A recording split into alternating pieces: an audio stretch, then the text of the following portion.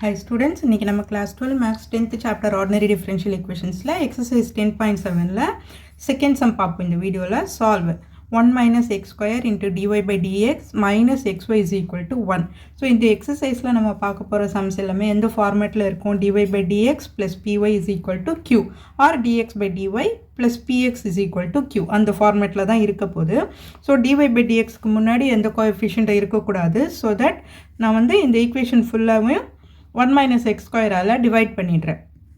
பண்ணும்போது என்ன ஆகும் dy by dx minus x by 1 minus x square into y. நான் எப்படி ஏன் இந்த மாதிரி பிரிச்சு போட்டிருக்கேன்னா ஏன்னா y ஓட கோஎஃபிஷியன்ட் நமக்கு வேணும் இல்லையா, அதனால y ஓட கோஎஃபிஷியன்ட் வரதுக்காக இந்த xy தனித்தனியாக பிரித்து போட்டிருக்கிறேன். is equal to 1 minus x square.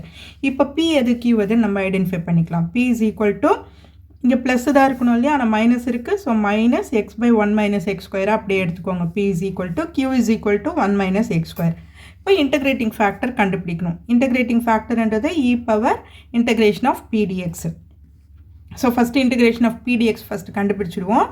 So integration of pdxனா minus x by 1 minus x square into dx.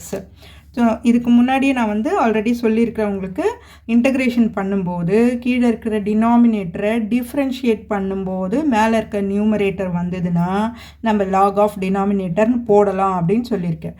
ஓகேவா, இப்போ இதை டிஃப்ரென்ஷியேட் பண்ணி பாருங்கள். இதை டிஃப்ரென்ஷியேட் பண்ணிங்கன்னா 0 வந்துடும். எக்ஸ் ஸ்கொயர் மைனஸ் எக்ஸ் ஸ்கொயரை டிஃப்ரென்ஷியேட் பண்ணிங்கன்னா மைனஸ் 2xன்னு வரும். ஆல்ரெடி நமக்கு இங்கே மைனஸ் எக்ஸ் இருக்குது. ஸோ நான் இங்கே ஒரு 2 போட்டேன்னா இதை டிஃப்ரென்ஷியேட் பண்ணும்போது வர ஆன்சர் இங்கே வந்துடும்.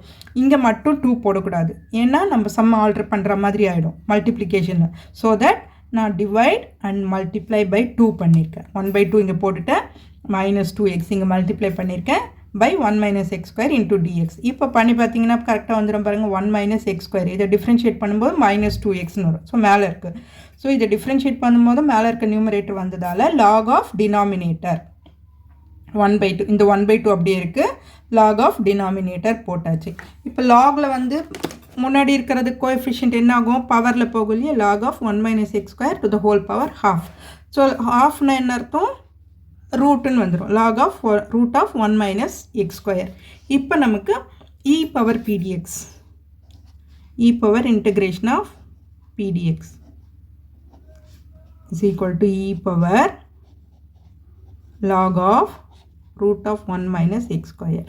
ஸோ இ லாகும் கேன்சல் ஆயிடுச்சுன்னா நமக்கு கிடைக்கிறது root of 1 minus x square.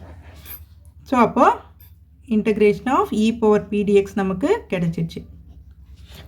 இப்போ general solution பார்ப்போம். So general solution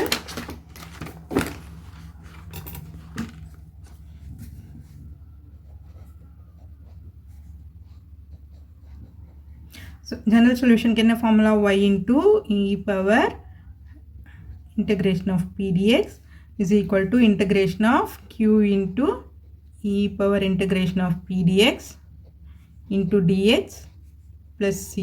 இது ஃபார்முலா நமக்கு தெரியும் இல்லையா. இப்போ y போட்டுலாம். இந்த pdx ஓட வேல்யூ என்ன நமக்கு, root of 1 minus x square is equal to integration of q ஓட value q is equal to 1/1 minus x square. இதோட value e power integration of pdx ஓட value root of 1 minus x square into dx plus c. So இந்த பக்கம் எதுவும் நமக்கு change ஆக போகிறது இல்லை, அது அப்படியே இருக்கட்டும். இப்போ இது என்ன ஆகும், இது பவர் ஆஃப் இருக்குது, இது ஒன்று இருக்குது இல்லையா. அப்போ கேன்சல் ஆயிடுச்சுன்னா 1/ரூட் ஆஃப் 1 மைனஸ் எக்ஸ் ஸ்கொயர்னு ஆகும். இந்த ஹோல் டேர்மை நம்ம எப்படி எழுதலாம், root of 1 minus x square into root of 1 minus x ஸ்கொயர்னு வரும் இது. அப்போ இதுவும் கேன்சல் ஆகும். So that 1/1 minus x square into dx plus c. So இதை integrate பண்ணும்போது என்ன ஆகும் நமக்கு, 1/root of 1 minus x square integrate பண்ணோம்னா sin inverse of x plus c. So y into root of 1 minus x square is equal to sin inverse of x plus c. இதை வந்து இதுக்கு மேலே எப்படியும் நம்மளால் simplify பண்ண முடியாது. So that இப்படியே நம்ம வந்து விட்டுடலாம். ஆன்சர் வந்துடுச்சு. ஃபைனல் ஆன்சர் நமக்கு இதுதான். ஓகேவா, ஈஸியாக இருக்கா. இந்த சம்ஸ்லாம் வந்ததுன்னா உங்களுக்கு டைம் கன்சம்ஷனும் கம்மி தான். இன்டகிரேஷன் ஃபார்முலா தெரிஞ்சிச்சுன்னா ரொம்ப ஈஸியாக போட்டுடலாம். ஓகே ஸ்டூடெண்ட்ஸ், இந்த வீடியோ உங்களுக்கு யூஸ்ஃபுல்லாக இருந்ததுன்னா சப்ஸ்கிரைப் பண்ணிவிட்டு பாருங்கள் ஸ்டூடெண்ட்ஸ். தேங்க்யூ.